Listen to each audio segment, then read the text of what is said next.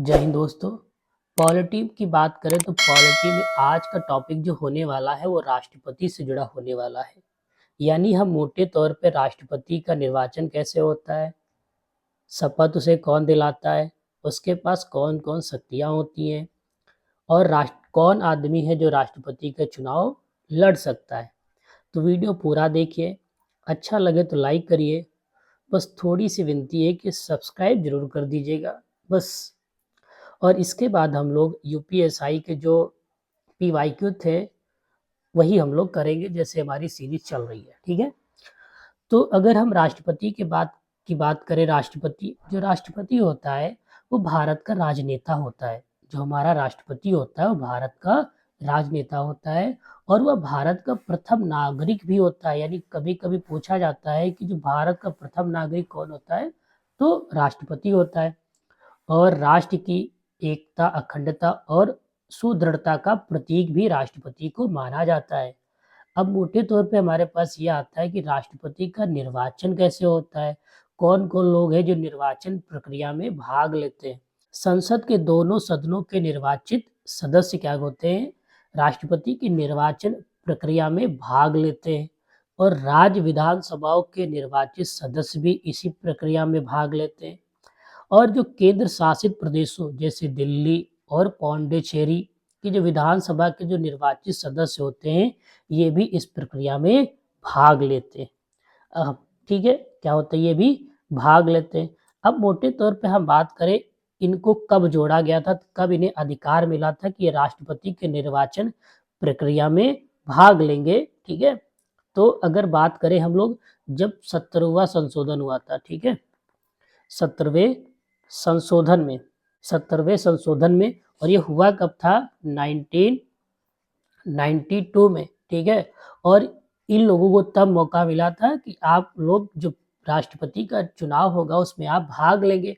अब ये लागू कभी कभी कई परीक्षाओं में पूछा गया है कि ये लागू कब हुआ था, तो 1 जून 1995 को ये लागू हुआ था, ठीक है। पूरी तरीके से ये लागू हुआ था, ठीक है।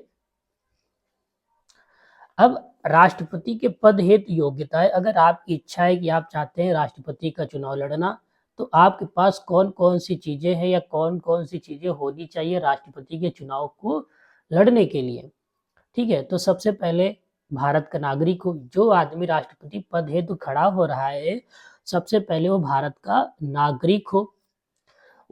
अब उसकी आयु 35 वर्ष पूर्ण हो चुकी है, यानी राष्ट्रपति का चुनाव लड़ने के लिए आपकी जो आयु होगी वो 35 वर्ष होगी। यानी 35 वर्ष जब आप पूर्ण कर लेंगे तभी आप राष्ट्रपति का चुनाव हेतु खड़े हो सकते या लड़ सकते हैं। अब वह लोकसभा का सदस्य निर्वाचित होने के लिए आरहित हो, या संघ सरकार में अथवा किसी राज्य सरकार में अथवा किसी स्थानीय प्राधिकरण में अथवा किसी सार्वजनिक प्राधिकरण में किसी भी लाभ के पद पे ना हो, ठीक है। अगर ऐसा है तो वो उस पर राष्ट्रपति का उम्मीदवार नहीं हो सकता है, ठीक है। 15,000 रुपए एक तरीके से प्रत्येक उम्मीदवार को भारतीय रिजर्व बैंक में जमानत राशि के रूप में जमा करना पड़ता है। तो कभी कभी क्वेश्चन पूछा गया कि राष्ट्रपति की जो जमानत राशि होती है वो कितनी होती है, तो 15,000। 1997 में इसे बढ़ाकर 15,000, अच्छा कब बढ़ाया गया था ये भी पूछ लेता, तो 1997 में बढ़ाया गया। तो इससे पहले कितनी थी, 2500 थी। कितनी थी, 2500 थी, ठीक है, 2500 थी। अगर आप खड़े हो रहे, अगर आप 1/6 बहुमत आपको नहीं मिलेगा तो ये जो राशि होगी आपकी जब्त हो जाएगी। क्या हो जाएगी, जब्त हो जाएगी। टॉपिक है राष्ट्रपति शपथ या प्रतिज्ञा, यानी कौन सी प्रतिज्ञा राष्ट्रपति लेता है। कई बार क्वेश्चन यहाँ से पूछा गया है। तो श्रद्धा पूर्वक राष्ट्रपति पद का कार्यपालन करूंगा। जो भी राष्ट्रपति होगा तो पहले यही बोलेगा, श्रद्धा पूर्वक राष्ट्रपति पद का कार्यपालन करूंगा। संविधान और विधि का परिरक्षण, संरक्षण, प्रतिरक्षण करूंगा, ठीक है। भारत की जनता की सेवा और कल्याण में निरंतर रहूंगा, ये प्रयास करूंगा। ये राष्ट्रपति अपने प्रतिज्ञा जब लेता है तो ये शब्द बोलता है। अब उसकी शपथ दिलाता कौन है, तो उच्चतम न्यायालय के मुख्य न्यायाधीश यानी उच्चतम न्यायालय का जो मुख्य न्यायाधीश होता है वो राष्ट्रपति को शपथ दिलाता है। अगर बाई चांस उच्चतम न्यायालय का मुख्य न्यायाधीश मौजूद नहीं है, अनुपस्थित है, तो जो वरिष्ठतम न्यायाधीश होगा यानी सब जिसकी उम्र सबसे ज्यादा होगी, वरिष्ठतम न्यायाधीश द्वारा राष्ट्रपति को पद की शपथ दिलाई जाती है। अब बात करते हैं राष्ट्रपति के पद के लिए शर्तें। अब उसकी शर्तें क्या होती है राष्ट्रपति के पद के लिए? तो वह कोई भी अन्य लाभ का पद धारण नहीं करेगा, यानी पहली बात है वो राष्ट्रपति ही रहेगा, दूसरा कोई भी पद वो नहीं ले सकता है। ठीक है, पहली कंडीशन होती है। और उसे बिना कोई किराया चुकाए आधिकारिक निवास आवंटित होगा। कहने का मोटा तौर पर है वो जहां पर रहेगा उसे उसका किराया नहीं देना पड़ेगा।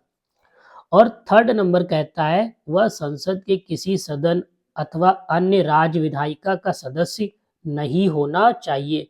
अगर वो व्यक्ति अगर सदस्य है, ठीक है, यदि वो सदस्य है तो पहले उसको त्यागना पड़ेगा, यानी वहां से उसे त्याग पत्र देना पड़ेगा, तभी वो क्या होगा राष्ट्रपति निर्वाचित होगा। फोर्थ नंबर क्या कहता है उसकी उपलब्धियों और भत्ते उसकी पदावधि के दौरान कम नहीं किए जाएंगे। कहने का मतलब जब तक वो अपने पद पर आसीन रहेगा तब तक जो जो उसके जरूरतें मिलती रहेंगी, जो जो उसे भत्ते मिलते रहेंगे, उसमें कोई भी कमी नहीं की जाएगी। अगर राष्ट्रपति का कार्यकाल खत्म हो जाएगा तब उसमें कुछ बहुत सी चीजों क्या होती है कमी हो जाती है। अगर हम मोटे तौर पे बात करें राष्ट्रपति का वेतन कितना, और राष्ट्रपति का वेतन डिसाइड कौन करता है तो संसद। ठीक है, संसद ही डिसाइड करती है राष्ट्रपति का वेतन।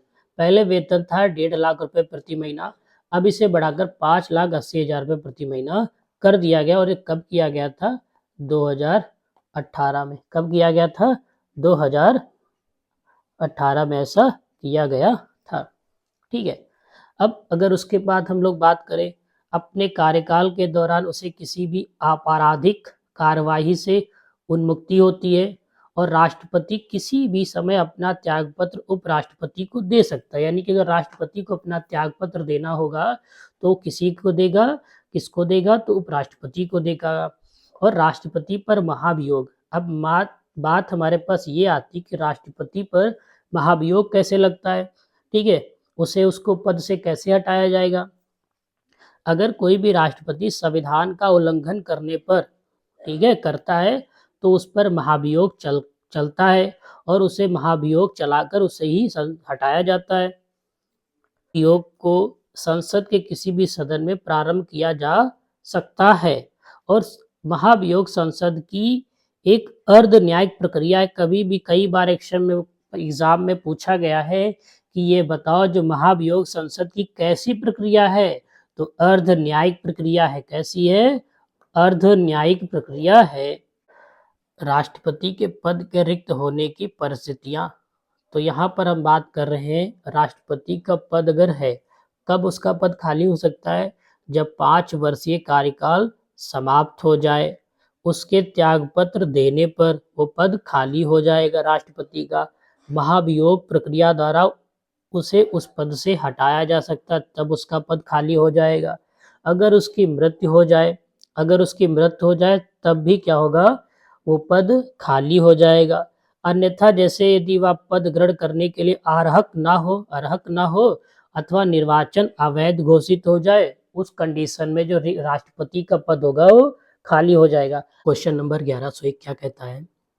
कहता है राष्ट्र की सुरक्षा का दायित्व इनके ऊपर है। 4 ऑप्शन दिए हैं, इसमें से हमें बताना है कि जो राष्ट्र की सुरक्षा का दायित्व होता है किसके ऊपर होता है? राष्ट्रपति, प्रधानमंत्री, मंत्री समूह या कैबिनेट के ऊपर होता है। तो एक तरीके से अगर हम बात करें राष्ट्र की सुरक्षा के दायित्व का कार्यभार पूरा राष्ट्रपति के ऊपर होता है। किसके ऊपर होता है? राष्ट्रपति के ऊपर होता है। भारत का उपराष्ट्रपति निर्वाचित होने का पात्र तभी होगा जब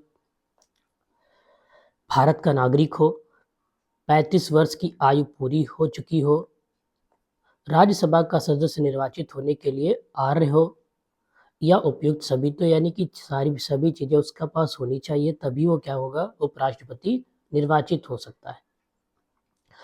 भारत के संविधान के अनुच्छेद 54 के अनुसार राष्ट्रपति का निर्वाचन ऐसे निर्वाचक गण के सदस्य करेंगे जिसमें संसद के दोनों सदनों के निर्वाचित सदस्य होंगे, राज्यों के विधान सभाओं के निर्वाचित सदस्य होंगे, या केवल ए में उल्लेखित सदस्य, या डी ऑप्शन कहता है ए और बी दोनों में उल्लेखित सदस्य। तो दोनों में उल्लेखित सदस्य, ऑप्शन नंबर क्या होगा, डी क्या होगा, राइट होगा।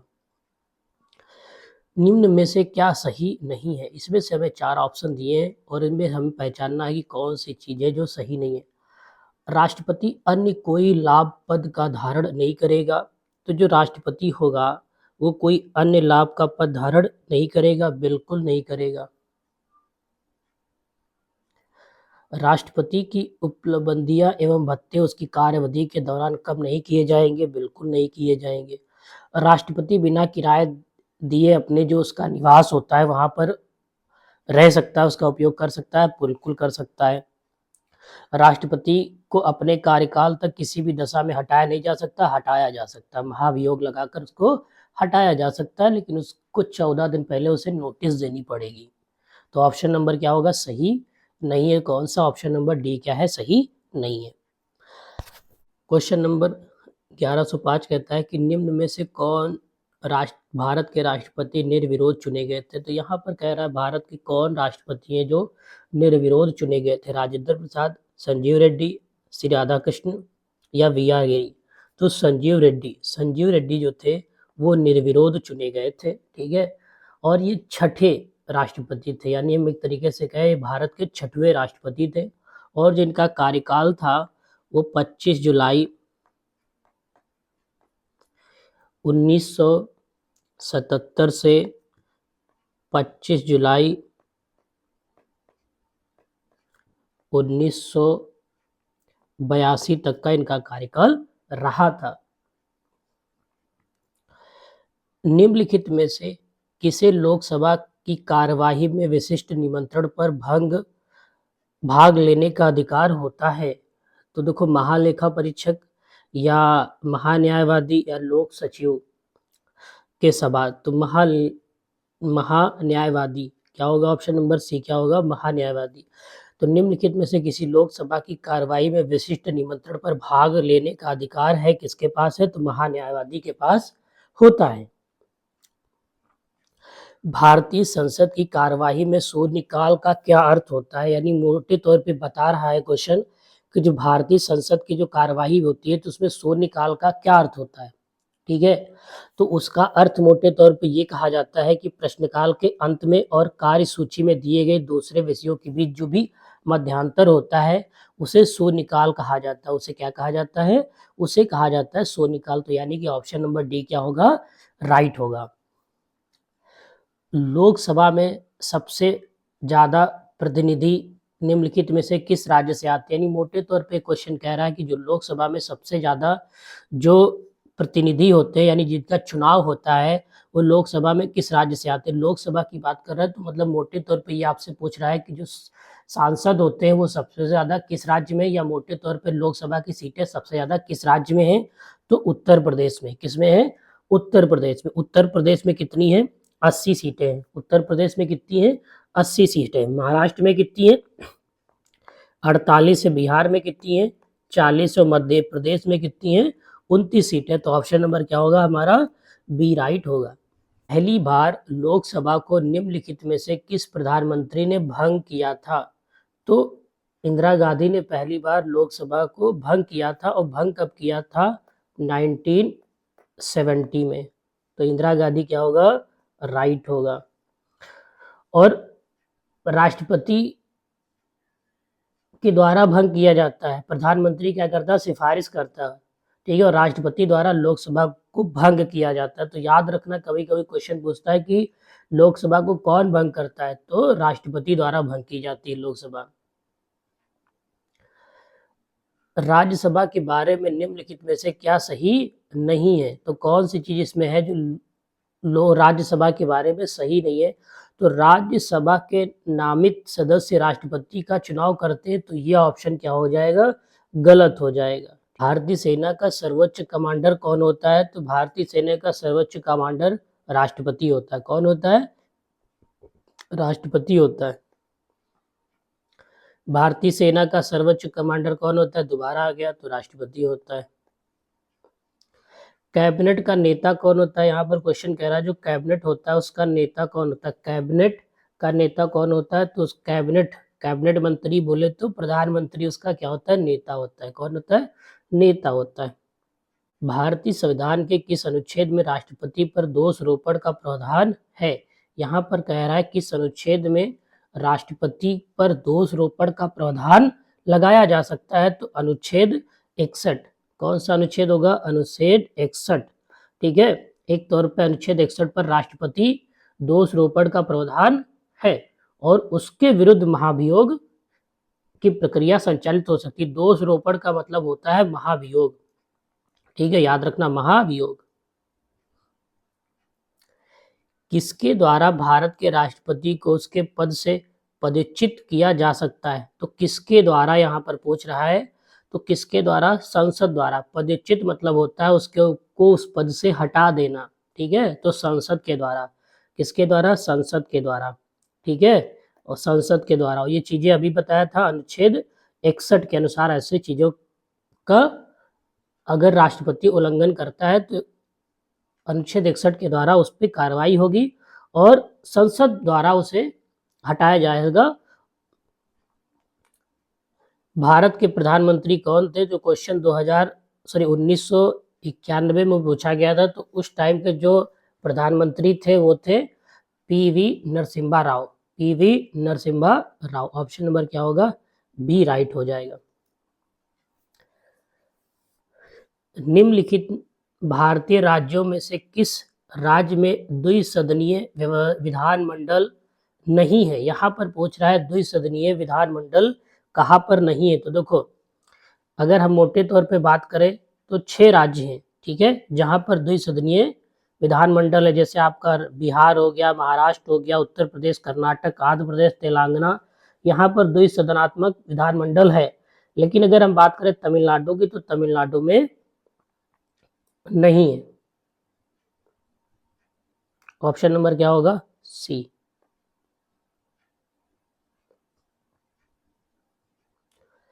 एक सतर्कता के दृष्टिकोण से सरकारी संगठन के निर्माण कार्यों की के तकनीकी लेखा परीक्षक के रूप में कार्य को सौंपा गया है, यानी किसे सौंपा गया है? तो भारत के नियंत्रक महालेखा परीक्षक। ऑप्शन नंबर क्या होगा? ए क्या होगा? इसका राइट होगा। ए क्या होगा? राइट होगा। करण नियम के अनुसार हस्ताक्षर और संपुष्टि से पहले सभी अंतर्राष्ट्रीय समझौतों और संधियों के रूप में छूट प्राप्त है की आवश्यकता होती है। मोटे तौर पे किसे आवश्यकता होती है? तो मंत्रिमंडल का अनुमोदन की आवश्यकता होती है। मंत्रिमंडल का अनुमोदन, यानी मंत्रिमंडल के अनुमोदन की आवश्यकता होती है। भारत के महान्यायवादी की नियुक्ति कौन करता है? यहाँ पर क्वेश्चन कह रहा है कि जो भारत के महान्यायवादी होता है उसकी नियुक्ति कौन करता है? तो उसकी नियुक्ति किसके द्वारा की जाती है? तो उसकी नियुक्ति भारत के राष्ट्रपति के द्वारा की जाती है। किसके द्वारा की जाती है? भारत के राष्ट्रपति के द्वारा की जाती है। कह रहा है भारत की जो राज्यसभा है उसके पदेन अध्यक्ष कौन है? वो भी कौन है? ठीक है, तो कौन है? भारत के उपराष्ट्रपति, भारत के गृह मंत्री या भारत के प्रधानमंत्री? तो भारत के उपराष्ट्रपति। कौन है? भारत के उपराष्ट्रपति। उत्तर प्रदेश विधानसभा में कितने नामित एंग्लो इंडियन सदस्य हैं? उत्तर प्रदेश की बात कर रहा है, तो उत्तर प्रदेश में एक। उत्तर प्रदेश में कितने हैं? एक। ऑप्शन नंबर क्या होगा? सी हमारा, सॉरी, बी सही हो जाएगा। भारत में राज्य विधानसभाओं का चुनाव कौन आयोजित करता है? यानी मोटे तौर पे कौन करता है? तो निर्वाचन आयोग करता है। कौन करता है? निर्वाचन आयोग करता है, यानी भारत का निर्वाचन आयोग। भारत का निर्वाचन आयोग। राज्यसभा में राज्यों को आवंटित सीटें निम्नलिखित में से किस पर आधारित होती? तो मोटे तौर पे यहाँ पूछ रहा है कि राज्यसभा में राज्यों को जो सीटें आवंटित की जाती हैं वो किस पर आधारित होती है? तो मोटे तौर पे जो वहाँ की पॉपुलेशन होती है, पॉपुलेशन पर डिपेंड करती है। स्टेट की पॉपुलेशन पे ही डिपेंड करती है सीटें। ठीक है, तो एक तरीके से मोटे तौर पे कह सकते हैं प्रत्येक राज्य की जनसंख्या पर। ठीक है, प्रत्येक राज्य की जनसंख्या पर। राज्य विधान परिषद बनाने और समाप्त करने का अधिकार किसके पास होता है? यानी जो राज्य विधान परिषद बनाने और उसे समाप्त करने का जो अधिकार होता है वो किसके पास होता है? राज्य विधानसभा के पास होता है, भारत की संसद के पास होता है, भारत के राष्ट्रपति के पास होता है, राज्य के राज्यपाल के पास होता है। तो किसके पास होता है? भारत की संसद के पास होता है, पार्लियामेंट ऑफ इंडिया के पास होता है। यानी ऑप्शन नंबर हमारा बी क्या होगा? राइट होगा। बी क्या होगा? राइट होगा। उत्तर प्रदेश विधानसभा में कितने निर्वाचित सदस्य होंगे? यानी यहाँ पर क्वेश्चन कह रहा है जो उत्तर प्रदेश विधानसभा है उसमें कितने निर्वाचित सदस्य, यानी निर्वाचित सदस्य मतलब मोटे तौर पे पूछ रहा है उत्तर प्रदेश विधानसभा में सीटें कितनी है। तो उत्तर प्रदेश के विधानसभा में सीटों की संख्या 403 है। कितनी है? 403। कितनी है? 403। लोकसभा की 80 है, राज्यसभा की 31 है, विधानसभा की बताया दिया 403 है, विधान परिषद की 100 सीट है। ठीक है, विधान परिषद की कितनी है? 100 सीटें। के दोनों सदनों की कार्यवाही में बोलने और भाग लेने का अधिकार किसे अधिकार निम्नलिखित में किसे होता है? मोटे तौर पर यहाँ क्वेश्चन कह रहा है जो राज्य विधानमंडल के दोनों सदनों की जो कार्यवाही में बोलने और भाग लेने का अधिकार निम्नलिखित में से किसके पास होता है? राज्य के महाअधिवक्ता, राज्य के राज्यपाल, राज्य वित्त आयोग के अध्यक्ष या उच्च न्यायालय के मुख्य न्यायाधीश। तो राज्य का जो महाअधिवक्ता होता है, ठीक है, राज्य के महाअधिवक्ता के पास ही दोनों विधानमंडलों में, ठीक है, कार्यवाही में बोलने का और भाग लेने का अधिकार उसी के पास होता है। Advocate general of the state. निम्नलिखित में से किस राज्य में द्विसदनीय विधानमंडल है? यहाँ पर क्वेश्चन कह रहा है कि जो बताइए 4 ऑप्शन में से कहाँ पर द्विसदनीय विधानमंडल है? गुजरात, असम, कर्नाटक, केरल। तो कर्नाटक। कहाँ पर है? कर्नाटक राज्य में द्विसदनीय विधानमंडल है। कौन सा संवैधानिक संशोधन अधिनियम ने 2 या अधिक राज्यों के लिए एक व्यक्ति को राज्यपाल के रूप में नियुक्त करने की सुविधा प्रदान करता है? तो कौन प्रदान करता है? 8वें संवैधानिक संशोधन के अनुसार, 10वें संवैधानिक संशोधन के अनुसार, 7वें संवैधानिक संशोधन के अनुसार या पहले संवैधानिक संशोधन के अनुसार। तो यहाँ पर जो प्रदान करता है वो 7वें संशोधन यानी 7वें संवैधानिक संशोधन के अनुसार है। और 7वां संवैधानिक संशोधन हुआ कब था? तो ये भी याद रखो 1956 में, 1956 में। यानी मोटे तौर पे हमें कह सकते हैं कि जो एक व्यक्ति को 2 या 2 से अधिक राज्यों के लिए राज्यपाल के रूप में नियुक्त किए जाने की व्यवस्था को पहली बार यहीं पर अपनाया गया था। यानी 1956 में एक तरीके से अपनाया गया था, यह व्यवस्था लागू हुई थी। निम्नलिखित में से किसे राज्य विधायिका के रूप के दोनों सदनों की कार्यवाही में बोलने और भाग लेने का अधिकार प्राप्त होता है? तो अभी क्वेश्चन अभी बताया था किसे प्राप्त होता है? राज्य के महाअधिवक्ता को। किसे प्राप्त होता है? राज्य के महाअधिवक्ता को, एडवोकेट जनरल ऑफ स्टेट। राज्य के राज्यपालों के परिश्रमों और सेवा शर्तों के बारे में कानून बनाने का अधिकार किसके पास है या किसके पास होता है या किसके पास है?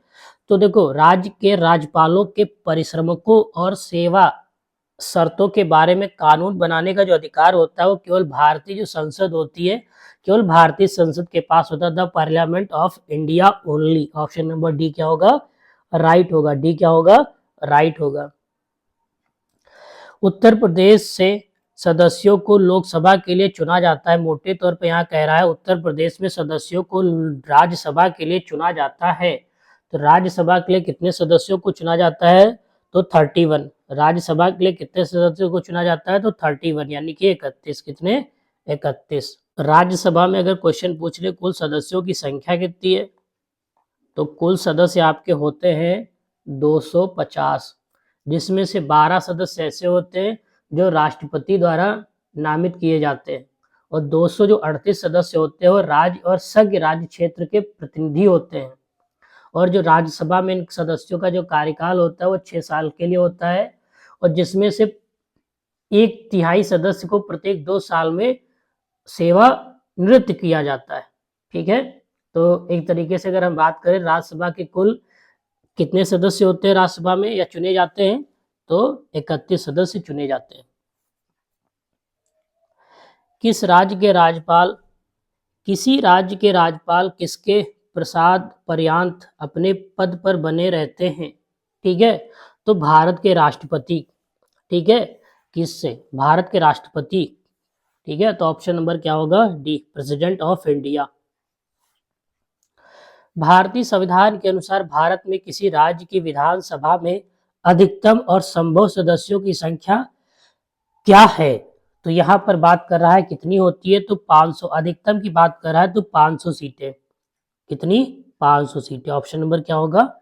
डी क्या होगा? राइट होगा। राज्य वित्त आयोग का गठन कौन करता है? यहाँ पर क्वेश्चन कह रहा है राज्य वित्त आयोग का गठन कौन करता है?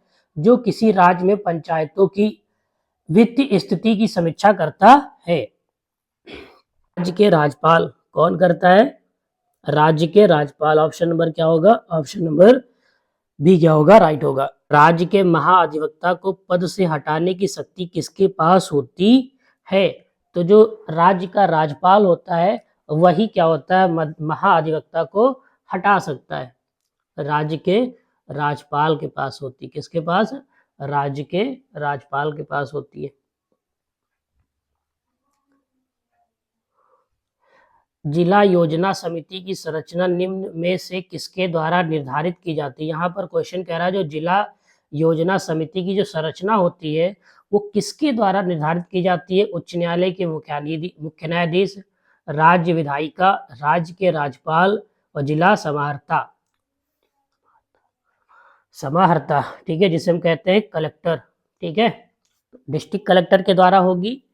किसके द्वारा होगी? तो ये जो होती है राज्य विधायिका। ऑप्शन नंबर बी क्या होगा? राइट होगा। ऑप्शन नंबर बी क्या होगा? राइट होगा। राज्य विधायिका के द्वारा होती है। को हटाने की जो शक्ति निम्नलिखित में से किसके पास होती है? जो राज्य का जो आयोग होता है, ठीक, आयुक्त सॉरी, उसको हटाने की शक्ति किसके पास होती है? राज्य के मुख्यमंत्री, राज्य के राज्यपाल, जो चुने गए नए केंद्रीय इलेक्ट्रॉनिक्स एवं सूचना प्रौद्योगिकी मंत्री, भारत के राष्ट्रपति। तो देखो जब यहाँ पर बात राज्य की बात है तो राज्य के जो राज्यपाल होता है, राज्यपाल की जितनी भी शक्तियां हैं, आप क्वेश्चन को अच्छे से पढ़िए, राज्यपाल की शक्तियों के बारे में पढ़िए। ठीक है, तो किसके पास होती है? राज्य के राज्यपाल के पास होती है। राज्य के राज्यपाल के पास होती है। ऑप्शन नंबर बी क्या होगा?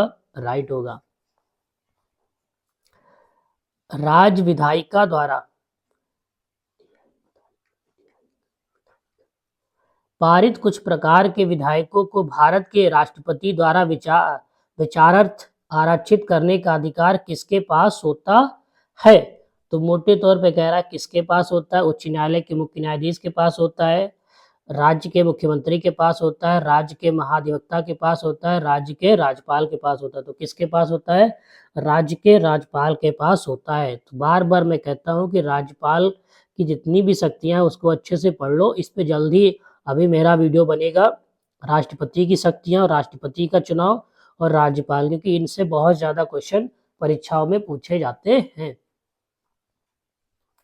भारत में अंतर राज्य परिषद के अध्यक्ष कौन है? यहाँ पर क्वेश्चन कह रहा है, देखो क्वेश्चन 2021 में पूछा गया था, तो उस टाइम भारत में अंतर राज्य परिषद के अध्यक्ष कौन है? तो भारत के प्रधानमंत्री। कौन है? भारत के प्रधानमंत्री। कौन है? भारत के प्रधानमंत्री, prime minister of India. Prime minister of India. Bharat में किसी भी राज्य के राज्यपाल पद पर नियुक्त सर्वप्रथम महिला कौन थी? भारत में किसी भी राज्य के राज्यपाल पद पर नियुक्त सर्वप्रथम महिला कौन थी? यानी सबसे पहली महिला कौन थी? तो सरोजिनी नायडू। कौन थी? सरोजिनी नायडू। कौन थी? सरोजिनी नायडू। और कहाँ की बनी थी? तो ये पहली राज्यपाल थी उत्तर प्रदेश की। कहाँ की थी? उत्तर प्रदेश की थी। कहाँ की थी? उत्तर प्रदेश। कहाँ की थी? उत्तर प्रदेश की थी। ठीक है, राज्य की विधान परिषद को समाप्त करने का अधिकार किसके पास है? यानी कह रहा राज्य की तो विधान परिषद को समाप्त करने का अधिकार किसके पास होता है? राष्ट्रपति के पास होता है, संसद के पास होता है, प्रधानमंत्री के पास होता है, या उस राज्य की विधानसभा के पास होता है? तो किसके पास होता है? संसद के पास होता है। किसके पास होता है? संसद। ऑप्शन नंबर हमारा ये सही हो जाएगा। विधानसभा का सदस्य बनने के लिए आवश्यक न्यूनतम उम्र कितनी साल होनी चाहिए? यहाँ पर कह रहा विधानसभा का सदस्य बनने के लिए आवश्यक न्यूनतम उम्र कितनी होनी चाहिए? 35, 25, 21, 30। तो कितनी होनी चाहिए? 25 होनी चाहिए। कितनी होनी चाहिए? 25 वर्ष होनी चाहिए। कितनी होनी चाहिए? 25 वर्ष होनी चाहिए विधानसभा का सदस्य बनने के लिए। विधानसभा का सदस्य बनने के लिए इनमें से कौन से किसी राज्य के राज्यपाल के अधिकारों के बारे में सही है कि नहीं, या है कौन सी चीज सही है? तो वह किसी बिल पर अपनी सहमति रोक सकता है, बिल्कुल रोक सकता है। वह किसी भी अप्रत्याशित व्यय को पूरा करने के लिए राज्य की आकस्मिकता निधि में से अग्रिम दे सकता है, बिल्कुल दे सकता है। यानी दोनों क्या है? सही है। तो पी और क्यू क्या होगा? दोनों क्या होंगे? राइट होंगे। भारत के संविधान के अनुच्छेद 169 के अनुसार राज्य विधान परिषद के गठन का अधिकार किसके पास होता है? तो देखो भारत के जो संविधान के अनुच्छेद 169 के अनुसार राज्य विधान परिषद के गठन का अधिकार किसके पास होता है? तो ये अधिकार जो होता है राष्ट्रपति के पास होता है। किसके पास होता है? ये अधिकार राष्ट्रपति के पास होता है। किसके पास होता है? राष्ट्रपति के पास होता है। किसके पास होता है? राष्ट्रपति के पास होता है। भारत में किसी भी राज्य का गवर्नर बनने के लिए निम्नलिखित में से कौन सी योग्यता होनी चाहिए? भारत में किसी भी राज्य का गवर्नर बनने के लिए निम्न में से कौन सी योग्यता होनी चाहिए? तो उसकी उम्र कम से कम 35 साल होनी चाहिए, बिल्कुल होनी चाहिए। उसे संसद के किसी भी सदन या राज्य विधायिका सदस्य नहीं होना चाहिए, बिल्कुल नहीं होना चाहिए। वह भारत का नागरिक होना चाहिए, हाँ उसे भारत का नागरिक भी होना चाहिए। तो ऑप्शन नंबर हमारा ए, बी, सी, डी तीनों सही है और तीनों योग्यताएं होनी चाहिए। ऑप्शन नंबर क्या होगा? डी क्या हो जाएगा? राइट होगा। भारतीय संविधान में उल्लेखित विधानसभाओं में से अधिक सदस्य अधिकतम सदस्यों की संख्या और कम से कम सदस्यों की संख्या नहीं होती है। ठीक है, तो अधिकतम 500 और न्यूनतम 60। अधिकतम 500 और न्यूनतम 60। तो ऑप्शन नंबर हमारा ए क्या हो जाएगा? सही। अधिकतम संख्या 500 से अधिक और न्यूनतम 60 से कम नहीं होनी चाहिए। ठीक है। किसी राज्य विधान परिषद को बनाने और समाप्त करने के लिए राज्य विधान सभा को एक प्रस्ताव पारित करना होगा जिसे निम्न द्वारा समर्थित होना चाहिए। ठीक है, तो सदन की बहुमत संख्या, सदन में उपस्थित मतदान करने वाले सदस्यों का बहुमत जो होगा 2/3 होना चाहिए, या ए और बी दोनों, बी ए और बी दोनों में से कोई नहीं, केवल ए या केवल बी। तो ए बी दोनों। ठीक है, ऑप्शन नंबर क्या हो जाएगा? पहला से हो जाए दोनों होनी चाहिए। निम्नलिखित में से कौन से राज्य में द्विसदनीय विधायिका है? तो कहाँ पर है? देखो केरल में तो है नहीं, तमिलनाडु में बिल्कुल नहीं है, राजस्थान में भी नहीं है, बिहार में है। तो कहाँ पर है? बिहार में। तो आज के लिए बस इतना ही। धन्यवाद। जय हिंद, जय भारत।